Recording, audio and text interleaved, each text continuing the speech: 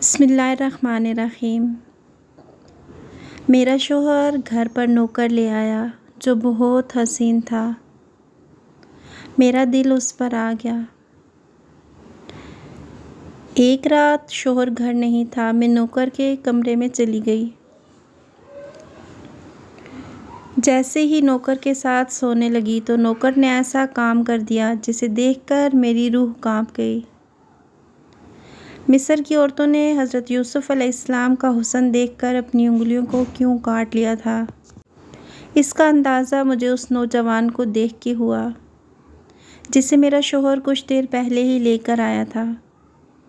جیسے ہی میرے شوہر نے ڈور بیل دی اور میں نے دروازہ کھولا تو اپنے شوہر کے ساتھ کھڑے اس نوجوان کو دیکھ کر میں اپنی آنکھیں جھپکنا بھول گئی۔ وہ نوجوان حسن کا شاہکار تھا، مردانہ وجاہت سے بھرپور۔ میں تو یہ تک بھول گئی کہ اس کے برابر میں میرا بے ڈھنگا شوہر بھی کھڑا ہے۔ میرے شوہر نے مجھے بازو سے ہلایا تو میں چونک گئی۔ کہنے لگا، کیا ہوا، پیچھے ہٹو، کریم بخش کو اندر آنے دو۔ وہ نوجوان 21-22 سال کا تھا۔ میں پیچھے ہٹ گئی۔ میرا شوہر اسے اندر لے آیا۔ میں حیران تھی کہ میرا شوہر اسے اپنے ساتھ کیوں لے کے آیا۔ میں بنا دوپٹے کے دیکھ کر بڑی تیز نظروں سے میرے شوہر نے مجھے دیکھا۔ میں گھر پر اکیلی رہتی تھی اور میرے گھر پر شوہر کے علاوہ کوئی نہیں آتا تھا، اس لیے میں دوپٹہ نہیں لیتی تھی۔ لیکن جب میرے شوہر کی نظروں نے مجھے احساس دلایا کہ آج اس کے ساتھ ایک نوجوان لڑکا بھی ہے تو میں نے فوراً کرسی پہ رکھا دوپٹہ خود پہ اوڑھ لیا۔ اس نوجوان نے ایک نظر اٹھا کر بھی میری طرف نہیں دیکھا۔ جب سے آیا تھا نظریں جھکائے کھڑا تھا۔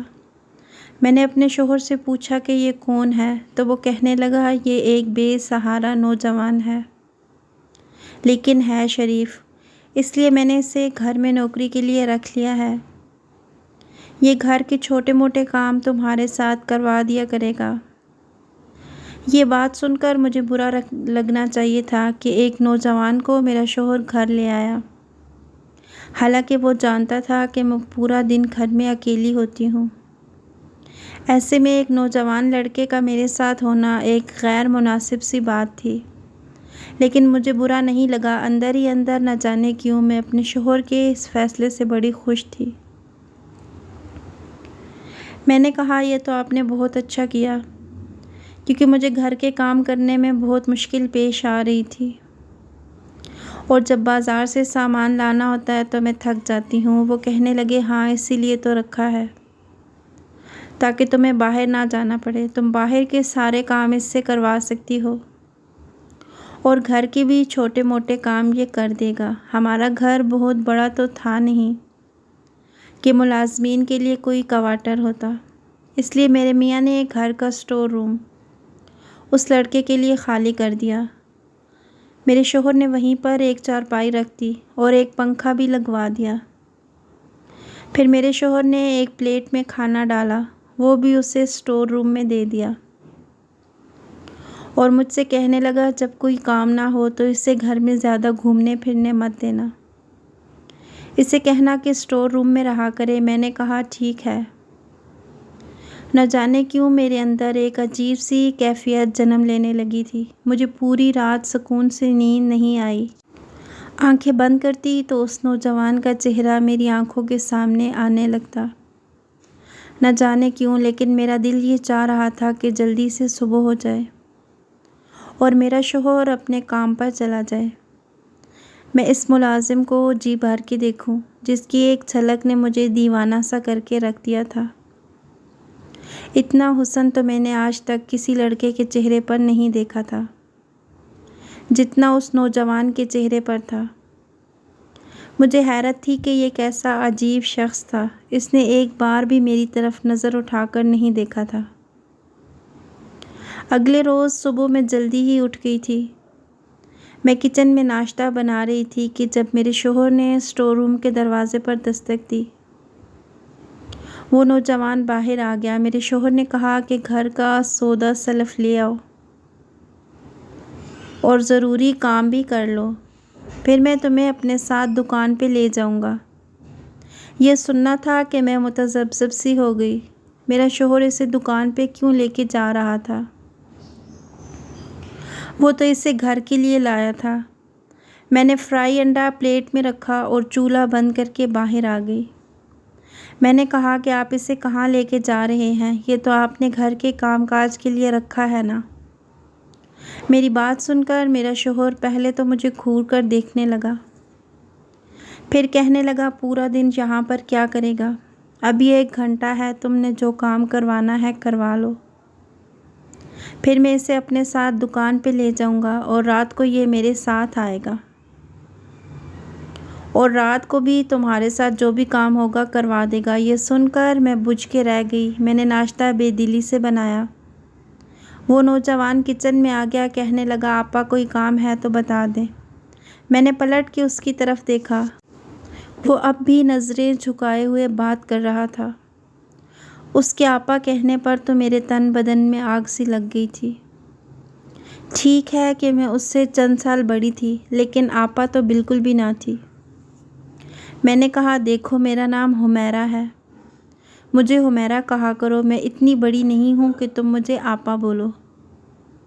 میں نے بڑے سخت لہجے میں اس سے کہا۔ پھر میں نے سنک میں برتن رکھے ہیں، اس سے کہا کہ یہ برتن دھو لو اور کچن صاف کر کے پھر جانا۔ یہ کہہ کر میں نے پھر دیکھا تو میرا شوہر تیار ہو رہا تھا۔ تیار ہو کر جب تک وہ ناشتہ کر کے فارغ ہوا، وہ نوجوان بھی کچن کی صفائی کر چکا تھا، بازار سے سامان بھی لے آیا تھا۔ کچھ ہی دیر میں میرا شوہر اسے اپنے ساتھ دکان پہ لے گیا۔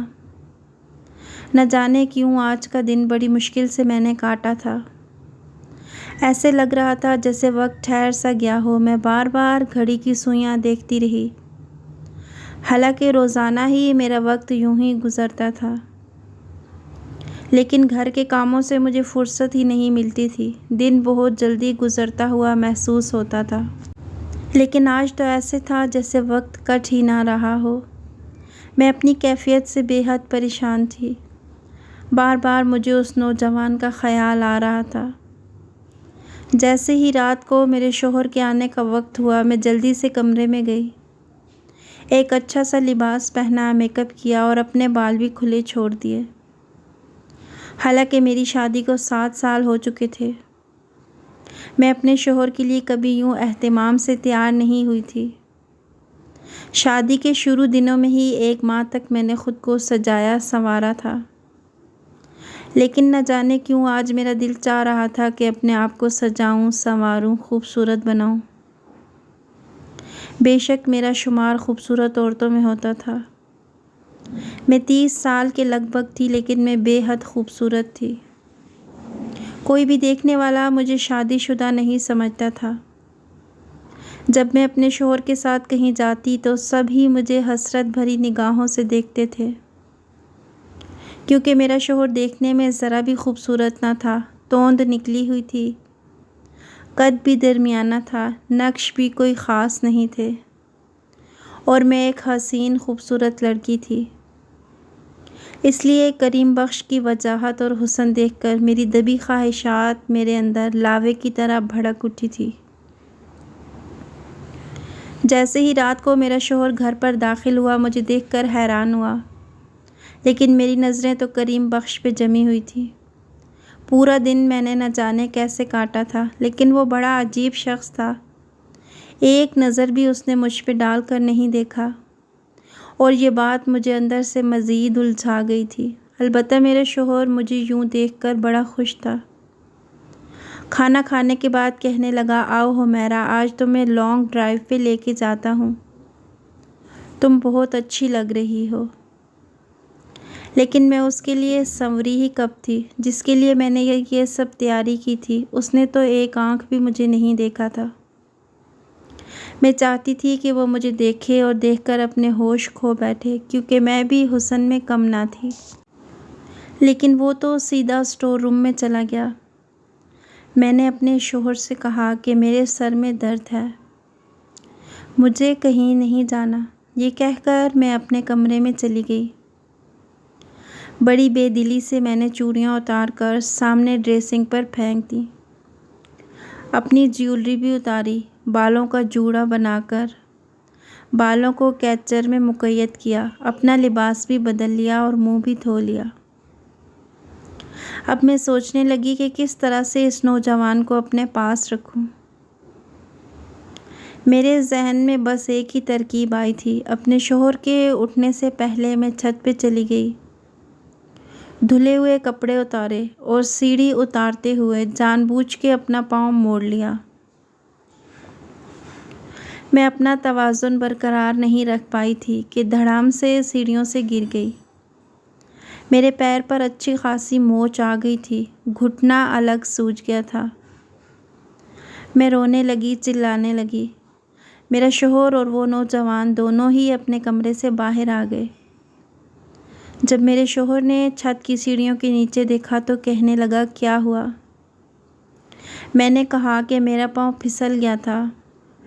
جب وہ مجھے کھڑا کرنے لگا تو میری تو چیخیں بلند ہو گئیں۔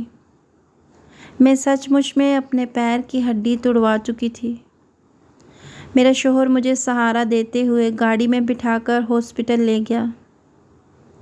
ڈاکٹر نے بتایا کہ میرے پاؤں کی ہڈی ٹوٹ چکی ہے۔ میرے پاؤں پہ پلسٹر باندھ دیا گیا اور میں بالکل بیڈ پر آ کر لیٹ گئی۔ میرا شوہر بے حد پریشان تھا۔ کہنے لگا، اب میں کام پہ کیسے جاؤں؟ ایسا کرتا ہوں، اس لڑکے کو بھیج دیتا ہوں۔ پھر کہنے لگا، اسے تو دکانداری کا کچھ بھی پتہ نہیں۔ میں نے کہا، آپ اپنی دکان پر جائیں، اس لڑکے کو یہاں چھوڑ جائیں، اگر مجھے کسی چیز کی ضرورت ہوگی تو میں اسے کہہ دوں گی۔ میرا شوہر میری بات مان گیا اور کام پہ چلا گیا۔ میں بے حد خوش تھی۔ حالانکہ میرے پاؤں سے درد کی ٹیسیں اٹھ رہی تھیں، میرا گھٹنا ہلنے سے انکاری تھا،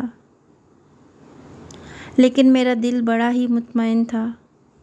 شوہر کے جاتے ہی میں نے اس نوجوان کو پکارا اور ساتھ ہی اپنا دوپٹہ اتار کر سامنے صوفے پر پھینک دیا۔ جیسے ہی وہ میرے کمرے میں داخل ہوا، نظریں جھکائے کہنے لگا، جی کہیے۔ میں چاہتی تھی کہ وہ مجھے دیکھے۔ میں نے اس سے کہا کہ ادھر آؤ میرے پاس۔ وہ آ گیا۔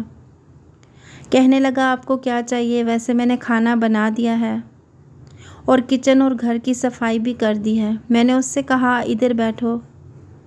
یہ سن کر اس کی براہ راست نظر مجھ پر پڑی، لیکن وہ فوراً ہی اپنی نظریں بدل گیا اور 3-4 قدم پیچھے ہٹ گیا۔ کہنے لگا، آپ کو کسی چیز کی ضرورت ہے تو بتا دیں۔ یہ سن کر مجھے اس پر غصہ آنے لگا۔ میں نے کہا، میرے پیر میں شدید درد ہے اور مجھے کمرے میں گھبراہٹ ہو رہی ہے، مجھے باہر لاؤنج میں بیٹھنا ہے۔ مجھے سہارا دے کر باہر بٹھا دو۔ میں چاہتی تھی کہ وہ میرے قریب آئے۔ یہ سن کر وہ تذبذب کا شکار ہوا اور کہنے لگا کہ میں ایسا نہیں کر سکتا۔ رات کو صاحب جی آئیں گے تو ہی آپ باہر جا سکتی ہیں۔ یہ کہہ کر وہ کمرے سے نکل گیا۔ مجھے اس پر جی بھر کے غصہ آنے لگا۔ وہ سمجھتا کیا تھا خود کو؟ جتنا میں اس کے پاس جانے کے بہانے ڈھونڈتی تھی، اتنا ہی وہ مجھ سے کتراتا تھا۔ لیکن ایک بار مجھے موقع مل گیا۔ جیسے ہی میرا شوہر کام کے لیے گھر سے باہر نکلا، میں جان بوجھ کر چلانے لگی جیسے گر گئی ہوں۔ میں بیٹھ کے سہارا لے کر زمین پر بیٹھ گئی، بیساکھی بھی ایک طرف پھینک دی، جیسے لگے کہ میں بیڈ سے نیچے گری ہوں۔ کریم بخش جیسے ہی کمرے میں داخل ہوا، میں چلانے لگی، رونے دھونے کا ڈرامہ کرنے لگی۔ وہ میرے پاس آ گیا، مجبوراً اسے مجھے سہارا دینا پڑا۔ جیسے ہی اس نے میرا بازو اپنے کاندھے پہ رکھا اور میری کمر پہ ہاتھ رکھ کر مجھے اٹھانے کی کوشش کرنے لگا، اس کی قربت پا کر میرا دل اچھلنے لگا۔ میں بے حد خوش تھی۔ میں یہی تو چاہتی تھی۔ اس نے مجھے بیڈ پر بٹھایا، پھر تو میں نے یہ سلسلہ ہی پکڑ لیا۔ میں بار بار اسے پکارتی، وہ بیچارہ مجبوراً مجھے سہارا دیتا۔ میں چاہتی تھی کہ میری قربت اسے بھی بے چین کر دے، پھر وہ بھی ایک مرد تھا اور کسی غیر عورت کے اتنے قریب ہونے سے کچھ نہ کچھ تو اس کے دل میں بھی ہلچل مچنی شروع ہو گئی۔ اصل میں جب انسان کو جو چیز نہ ملے جس کی اسے خواہش ہوتی ہے تو وہ ہر چیز کرک بن کر اسے پریشان کرنے لگتی ہے۔ میرا بھی یہی مسئلہ تھا۔ میری شادی کو 7 سال بیت گئے تھے لیکن اولاد نہیں ہوئی تھی۔ میرے شوہر نے آج تک مجھے کبھی اس بات کا طعنہ نہیں دیا تھا۔ میں ایک حسن پرست عورت تھی، اس لیے جب بھی کسی محفل میں جاتی تو نوجوان خوبصورت لڑکوں کو دیکھ کر میری نظریں انہی کے گرد گھومتی رہتی تھیں۔ میں حسین نوجوانوں کو دیکھ کر ٹھنڈی آہیں بھرتی تھی۔ اس وقت مجھے اپنے ساتھ بیٹھا اپنا شوہر بہت برا لگتا تھا۔ کبھی لگتا کہ میں نے جذبات میں آ کر غلط فیصلہ کر لیا ہے۔ میں نے صرف پیسہ دیکھا، کیونکہ میرے والد کے گھر میں پیسے کی بے حد کمی تھی۔ اس وقت تو مجھے یہی لگا کہ جب میرے پاس پیسہ ہوگا تو مجھے زندگی کی تمام آسائشیں ملیں گی۔ میرا شوہر حسین نہیں ہے، اگر انسان کو ہر چیز تو میسر نہیں ہوتی۔ مجھے لگا تھا کہ وقت کے ساتھ ساتھ میرے دل سے یہ خواہش ختم ہو جائے گی، لیکن ایسا نہیں ہوا۔ مجھے کبھی بھی فضل اچھا نہیں لگا۔ ہاں، یہ تھا کہ ایک اچھے گھر میں رہتی تھی۔ میرے کمرے میں اے سی لگا ہوا تھا، کھانے پینے کی فراوانی تھی، ہر چیز تھی۔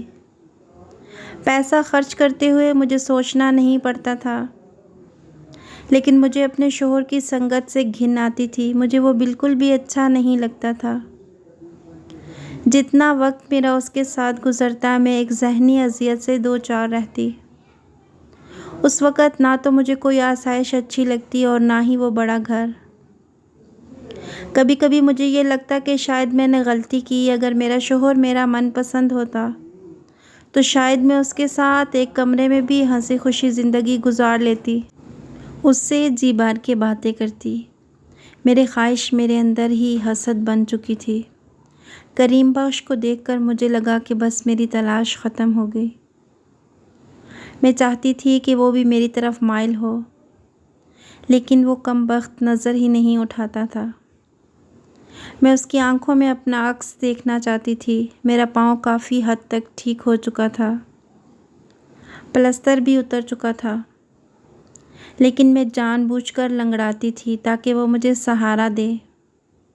میرا شوہر کہنے لگا، میں تمہیں ایک سٹینڈ لا دیتا ہوں، اس کی مدد سے تمہارے لیے چلنا پھرنا آسان ہو جائے گا، اور ڈاکٹر نے کہا ہے کہ تم اپنے پاؤں پر وزن رکھ سکتی ہو۔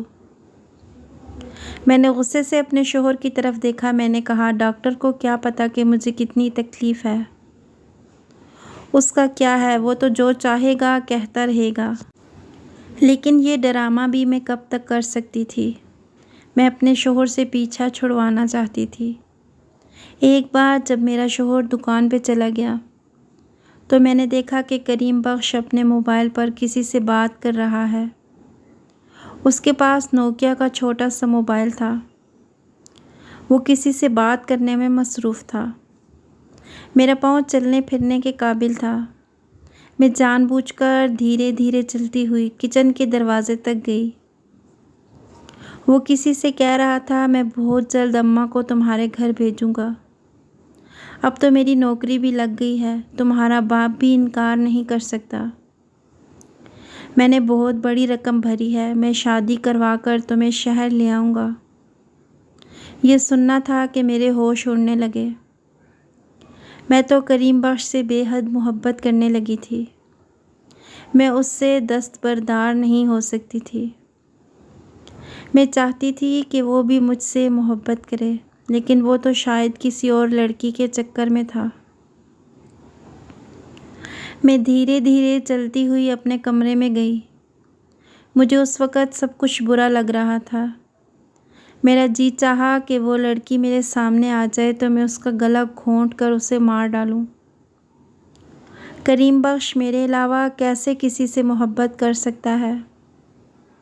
میں نے آئینے کے سامنے اپنا عکس دیکھا، میں بے حد خوبصورت تھی۔ تو یہ کیسے ممکن تھا کہ میں کریم بخش کو اچھی نہ لگوں؟ وہ کیسے میرے علاوہ کسی بھی لڑکی کی طرف متوجہ ہو سکتا ہے؟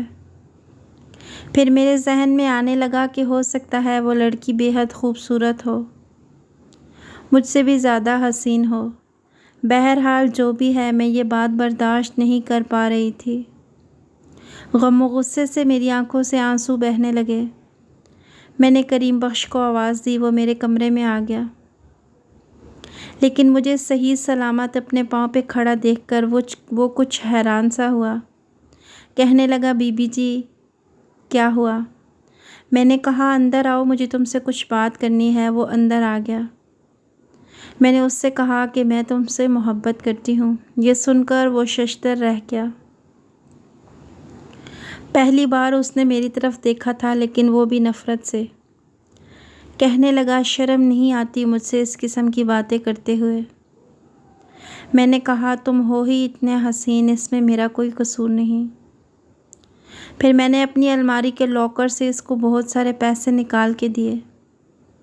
یہ دیکھ کے وہ اور بھی حیران تھا۔ میں نے کہا، میں تمہیں نوٹوں سے بھر دوں گی اگر تم میری خواہش پوری کرو۔ میری بات یہیں تک تھی کہ اس نے ایک زوردار تھپڑ میرے منہ پر مار دیا۔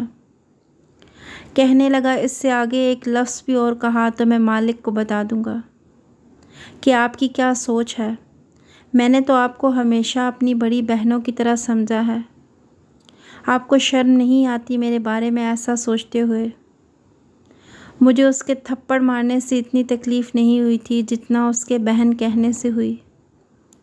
میں نے کہا، نہیں ہوں میں تمہاری بہن، میں تم سے محبت کرتی ہوں، تمہاری محبت میں دیوانی ہو چکی ہوں۔ مجھے ہر قیمت پر تمہیں پانا ہے، اور جس لڑکی سے تم شادی کی بات کر رہے تھے وہ میں تمہیں کرنے نہیں دوں گی۔ اگر تم نے کوشش کی تو میں اپنے شوہر کو تمہارے بارے میں کچھ بتایا تو تم سوچ بھی نہیں سکتے کہ میں تمہارے ساتھ کیا کر سکتی ہوں۔ میں جنونی ہو چکی تھی۔ میں دیوانوں کی طرح چلا کر اس سے کہہ رہی تھی۔ یہ سن کر وہ میرے کمرے سے نکل گیا۔ اگلے روز جو کچھ اس نے کہا میرے حواس باختہ ہو گئے۔ وہ میرے شوہر سے کہنے لگا کہ میں آپ کی نوکری نہیں کر سکتا۔ میرے شوہر نے کہا، کیوں نہیں کر سکتے؟ تم بھول رہے ہو کہ تم نے میرے ساتھ 2 سال کا کانٹریکٹ کیا ہے۔ میرا شوہر کہنے لگا، اس دن تم رو رہے تھے، ہاتھ جوڑ رہے تھے کہ میں تمہیں نوکری دے دوں، اور ابھی تو تمہیں نوکری پر لگے ہوئے 2 ماہ نہیں گزرے۔ وہ کہنے لگا کہ میں آپ کو وجہ نہیں بتا سکتا۔ میرے شوہر نے غصے میں اس سے کہا، ٹھیک ہے، جو پیسے میں نے تمہیں ایڈوانس میں دیے تھے لاؤ، وہ مجھے واپس کر دو۔ پورے 5 لاکھ کی رقم میں نے تمہیں یوں ہی نہیں دی تھی۔ تم 2 مہینے میں ہی خود غرضی پر اتر آؤ۔ میں نے تمہیں گھر پر اس لیے رکھا تھا کیونکہ تم ایک شریف لڑکے تھے۔ تمہارے ہوتے ہوئے مجھے یہ فکر نہیں تھی کہ میری بیوی غیر محفوظ ہے، اور ویسے بھی میں کل شہر سے باہر جا رہا ہوں، 3 دن بعد واپس لوٹوں گا، اس لیے 3 دن تک تو تمہیں کوئی چھٹی نہیں دے سکتا۔ واپس آ کر بے شک تم چلے جانا، اور میری رقم مجھے ہر حال میں واپس چاہیے۔ میرا شوہر 3 دن کے لیے کہیں جا رہا تھا۔ یہ سن کر میں بے حد خوش تھی۔ ان 3 دنوں میں کریم بخش سے اپنی ہر خواہش پوری کر سکتی تھی۔ کریم بخش سن کر بے حد پریشان ہوا۔ اگلے ہی روز میں نے اپنے شوہر کا بیگ تیار کیا۔ وہ کہنے لگا، اس کا خیال رکھنا کہیں بھاگنے کی کوشش نہ کرے۔ پورے 5 لاکھ یہ ایڈوانس لے چکا ہے، اسے پیسوں کی سخت ضرورت تھی، اور میں ہی اس کا اچھا تھا اس کی کزن کی شادی کسی اور سے کر دیتا۔ 5 لاکھ روپے دے کر ہی اس نے وہاں اپنا رشتہ پکا کیا ہے۔ اب مجھے سمجھ آیا تھا کہ وہ یہاں کام کیوں کر رہا تھا۔ میرا شوہر چلا گیا۔ کریم بخش بھی دکان پہ چلا گیا۔ وہ رات کو لوٹا تو اس وقت میں اپنے حسن کے ساتھ اس کے سامنے کھڑی تھی۔ مجھے دیکھ کر اس نے اپنی نظریں بدل لیں۔ وہ سیدھا اسٹور روم میں چلا گیا اور اندر سے دروازہ بھی لاک کر لیا۔ یہ دیکھ کر مجھے اس پر غصہ آنے لگا۔ میں نے کہا، دروازہ کھولو۔ کہنے لگا، آپ یہاں سے جا سکتی ہیں، میں دروازہ نہیں کھولوں گا۔ میں کافی دیر تک اس کا دروازہ بجاتی رہی، پھر اپنے کمرے میں آ گئی۔ مجھے اس پر بے حد غصہ آ رہا تھا، میں بے بس تھی۔ رات کے 3 بجے میرے دماغ میں خیال آیا کہ اسٹور کی چابی تو میرے پاس ہے۔ میں نے اسٹور کی چابی نکالی اور جا کر آہستگی سے اسٹور کھولا۔ سامنے چارپائی پر کریم بخش منہ تک لحاف لیے سو رہا تھا۔ میں نے دھیرے سے اسٹور کا دروازہ بند کیا اور اس کی چارپائی پہ جا کے لیٹ گئی۔ کمرے میں گپ اندھیرا تھا۔ جیسے ہی میں اس کے ساتھ لگی، میرے کانوں نے جو آواز سنی میرے ہوش اڑانے کے لیے کافی تھی۔ وہ تو میرے شوہر کی آواز تھی۔ میں ایک دم سے اٹھ کر بیٹھ گئی۔ ایک ٹارچ لائٹ تھی جو میرے منہ پہ پڑی تھی۔ اس کی روشنی سے میں چارپائی پہ لیٹے شخص کو دیکھ سکتی تھی۔ وہ میرا شوہر تھا۔ یہ دیکھ کر میرے ہوش اڑ گئے۔ وہ کہنے لگا، ہر بات کریم بخش مجھے بتا چکا ہے اور میں نے جھوٹ بولا تھا کہ میں دوسرے شہر جا رہا ہوں۔ میں تمہاری اصلیت دیکھنا چاہتا تھا۔ میں رونے لگی۔ میری ساری سچائی میرے شوہر کے سامنے آ چکی تھی۔ اس نے وہیں پر مجھے طلاق دے دی اور کہنے لگا کہ تم صبح اپنے گھر واپس چلی جانا، کیونکہ میں کم خوبصورت عورت کے ساتھ زندگی گزار سکتا ہوں، لیکن بے وفا عورت کے ساتھ نہیں۔ مرد پورا دن محنت مشقت کر کے بیوی کی تمام خواہشات اور آسائشیں صرف اس لیے پوری کرتا ہے کہ اسے اپنی بیوی کی وفاداری درکار ہوتی ہے، ورنہ پیسے دے کر تو کوئی بھی بدکار خوبصورت بستر پہ لیٹنے کو تیار ہو جاتی ہے۔ میں اپنا سب کچھ کھو چکی تھی۔ کاش کہ میں نے اپنی نظروں کی حفاظت کی ہوتی، جیسے کہ ایک مرد کریم بخش نے کی تھی، تو آج میرا گھر برباد نہ ہوتا۔ اسلام نے اسی لیے پردے کا حکم دیا ہے۔ تو ناظرین، یہ تھی ہماری آج کی ویڈیو۔ پسند آئی ہو تو لائک اور شیئر کیجیے گا، اور اگر آپ نے ابھی تک ہمارے چینل کو سبسکرائب نہیں کیا تو ضرور کیجیے گا۔ اگلی ویڈیو تک کے لیے اللہ حافظ۔